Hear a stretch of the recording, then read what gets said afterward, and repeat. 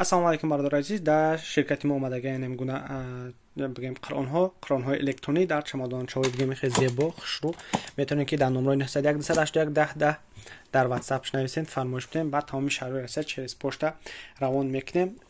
беғарзе ки қиронро бо инчунин 5 намуд дигар китоб аст. аз он ҷумла китоби қоидаи бағдодӣ ҳам ва забони форсӣ ҳам ҳастай, русӣ ҳам ҳастай, узбекӣ ҳам ҳастай. метавонед ки мақсад фармоиш дода истифода барен. қиронҳои ачхали ки мебинед размерошон ҳам ҳар намуд ҳаст. дигар савол омадааст ки носу сигарет оё мақсад ана барои рӯза ягон зиён дорад? акун бародарои азиз ва гиромӣ, бисёр инам як ҷои таассуф аст ки бародарои мо бегоҳӣ кушодани рӯза ки бо ҳадисҳои пайғамбар собит аст ки бо хурмо ё бо об шумо рӯзаро кушоед, бародарои мо бо нос мекушоянд. шумо донед ки ҳукми нос макрӯҳи таҳримӣ аст. шумо медонед ки пайғамбари нозанин мегӯяд кафо билмаръи исман ан юзайя ман яқут. агар як суме ки ман барои нафақаи фарзандот метавонам, то агар ҳамун як сума дар роҳи нодуруст сарф кунӣ, яъне харидани нос, харидани сигарет, ин роҳи дуруст нест. дар ҳамин роҳ агар сарф кунӣ, барои гунаҳгор буданат пеши ман ҳаминш бас аст гуфтам. зиндиҳост, аввалан ман шумоҳоро мақсад ин моҳ худаш як моҳи тарбия аст. як моҳе ҳаст ки одамҳо бояд ай дурӯғ гуфтан, мардумҳо бояд ки аз мақсад рибо хӯрдан, мардумҳо бояд ки аз пора хӯрдан, мардумҳо бояд ки аз зулму хиёнату дигар хислатҳое ки разил аст, бояд дар ин як моҳ аз ин амалҳо дур бошану вуҷуди онҳо одат кунад ки инҳо ҳам як одами неку одами хубе шавад. ва бисёри мардумам ман медонам ки дар ҳамин моҳи муборак даст аз ҳамин носкашиву сигареткашӣ мекунанд, бо ҳамин туфайли моҳи муборак аз ҳамин кори зишт онҳо дур мемонанд. барои ҳамин шумо ҳеҷ гоҳ, албатта агар касе дар давоми рӯз нос мекашад, сигарет мекашад, ҳатман ки вай рӯзаи вай шикастагӣ аст. вале агар ҳатто кушоданшам ки бо ҳамин кунад, вай дар ивази ин рӯзаи доштагиш вай савобро ба даст оварда наметавонад. аз ин лиҳоз бародарони хеле меҳрубон, ин на кори хубе ҳаст, на кори некӣ ҳаст. ин ягон хайр надорад. ин барои ҳамин акун бисёр гапҳои зиёд дорам дар гирди ин нафарҳое ки ба нос мубталоҳанд ё ба сигарет, вале иншоаллоҳ боз ҳам гуфтаниам ки ҳамун як нукта бас аст, агар шуъур аст. барои одам иншоаллоҳ мефаҳмидагӣ як ишора ҳам худаш кифоят мекунад. ҳатто бисёре аз домулоҳо мардум далелу ҳуҷҷат меоранд ки мегӯянд носа кашидӣ таҳоратта намешканад ё аз шиканандаи таҳорат нест. зин лиҳоз ман аз бародарои домулову аҳли илмам хоҳишам ҳамин аст ки мардума дар ин роҳ далолат накунед. мардума далолат кунед ки мисвок зананд то даҳнҳошон бӯи некунад. ин ҳатто ба дасти худтон мақсад зиёне ки ба ҷисми худтон меорем, ҳатто ло зарара ва ло зирора фил ислом. ин шиори дин ҳамия. касеро залал нарасон ва чизе ба ту зарар мерасонад, аз ӯ дур бош. бубинед оё нос ба зиён нест, оё сигарет ба зиён нест. барои ҳамин шумо ҳатто шиори динтон ҳам шикастагиен. ман гумон мекунам ҳамун домлаҳое ки иҷозат метаҳанд ҳамуно худшон носкашанд. барои ҳамин онҳо яъне худошона дар шариат не, шариата дар худшон рост кардагианд. аз ин лиҳоз ин масъалае нест ки касе барои шумо иҷозат яки мақсад зиёне надорад, зараре надорад.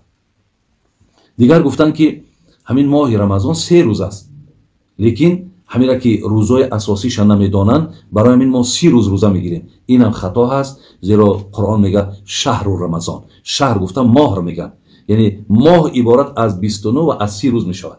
зериёз қуръон мегӯяд шаҳру рамазон, 29 ё 30 рӯз бояд шумо рӯза бигиред. ман гуфта будам ки пайғамбар 9 сол рӯза гирифтанд, ба ҳамин умршон тамом шуданд, зеро дуюми ҳиҷратда ба мадина омадан шонда аллакай моҳи бигем ҳамин рӯза бар ӯ фарз гардид.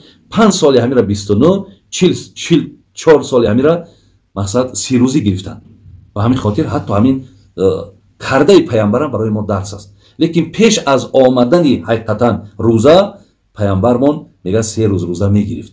оё дар моҳи рамазон зубнои паста мегем ё ҳамун хамирҳое ки барои дандонҳо мемоланд ё ин ки мисвок задан. ман гузашта рӯзда гуфта будам ки худои меҳрубон гуфта буд ки бӯи даҳани рӯзадор барои ман маҳбуб аст аз бӯи мушк дида. зин лиҳоз мазҳаби худмон ҳамин хамира бигем ё ҳамин зубнои паста ки мазза дорад, аз ҷиҳати мазза доштанаш вая истифода бурданша дар давоми соатҳое ки рӯз иҷозат нест. мо метавонем ки аз қисми шаб метавонем мақсад вақте даҳонҳомона бастем ана ҳамун замон ана аз ҳамин хамирҳо аз зубнои паста агар истифода барӣ мешавад. лекин дар давоми рӯз аз мисвок ки дар худомон бисёр ин чиза кам истифода мебаранд, аз мисвок истифода бурдан иҷозат ай. фақат ҳамон об ё маззае ки дар дохили мисвок аст, уро мо бояд тановул накунем, мо бояд уро фурӯ набарем, оби уро мақсад берун андозем. лекин барои агар бисёр нороҳат бошем ки даҳонмон бӯй мекунад, аз ҳамон мисвокчӯб истифода барем, иҷозат аст. дигар суоле ки кардан, гуфтанд масъалаи ҳамин саҳархӯрак, яъне ҳамин бисёр муҳим аст ки мо саҳар хезем. яъне бисёри одаме ҳаст ки дар қисми саҳар хестан барои мушкил аст, ё дар саҳар иштиё надорад. оё мақсад ҳамин муҳим аст ки мо саҳархӯрак кунем? бародарони азиз ва гиромӣ, пайғамбари нозанин гуфтанд тасаҳҳару фа инна фи сухури барака. шумо саҳархӯрак бикунед, зеро дар саҳархӯрак баракатҳо ҳаст.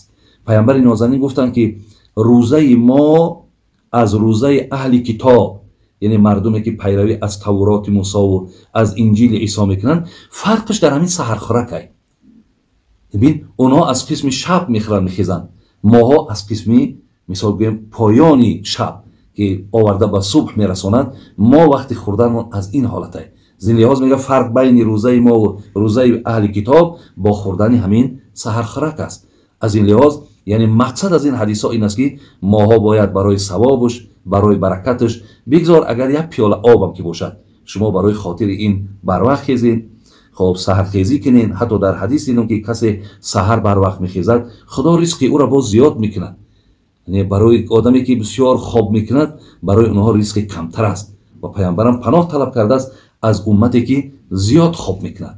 барои ин саҳархӯракотро накунед. шумо ҳам саҳархӯраке накунед. ҳозир агар ина 10 кам аст ё 15 кам 4 аст, календарҳои имрӯза нишон медиҳад, то ҳамун соата хӯред. шумо шарт нест ки 1 соат пеш бас кунед. яъне бисёри одамо 1 соат 2 соат пеш бас мекунанд. то ҳамун соатере ки иҷозат аст, то ҳамун соата бихӯред.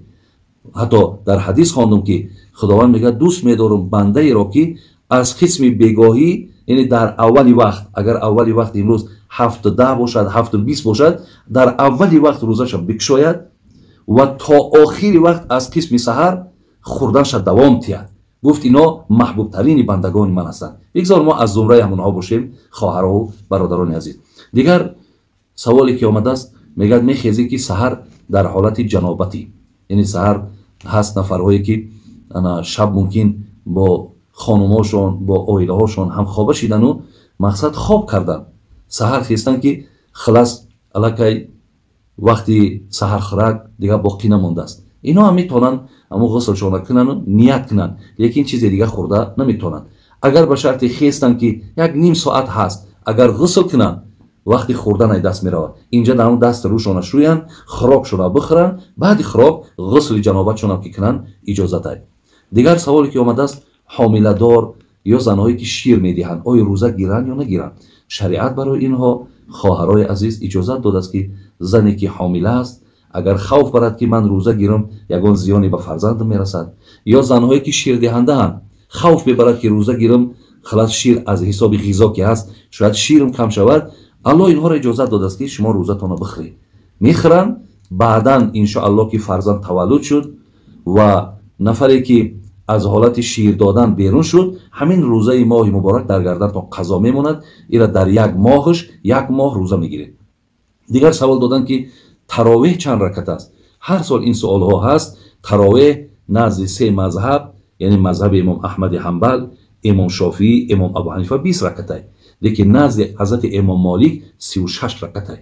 зин лиҳоз бародаро хоҳарои азиз, ҳар касе ки пайравӣ аз мазҳаби ҳанафӣ дорад, аз 20 ракат кам нахонед. ва ҳар далелҳо ва ҳуҷҷатҳоеро ки меоранд, ҳеҷ кадоми ӯ мисли далел ва ҳуҷҷате ки имом абу ҳанифа дорад, имом шофиӣ дорад, имом аҳмади ҳамбал дорад, ҳеҷ далели онҳо қуввату тавонои ин далела надорад. ҳатто имрӯз агар нигаҳ ҳам кунем, ҳамун макка, ҳамун мадина ҳам 20 ракат мехонанд. зин лиҳоз аз 20 ракат хоҳаро додарои азиз намоза кам нахонед. дигар гуфтанд ки ҳамин моҳи рамазон 3 рӯз аст, лекин ҳамира ки рӯзҳои асосиша намедонанд, барои ҳамин мо 30 рӯз рӯза мегирем. инам хато ҳаст, зеро Қуръон мега шаҳру рамазон. шаҳр гуфта моҳро меган, яъне моҳ иборат аз 29 ва аз 30 рӯз мешавад. зеро Қуръон мегӯяд шаҳру рамазон, 29 ё 30 рӯз.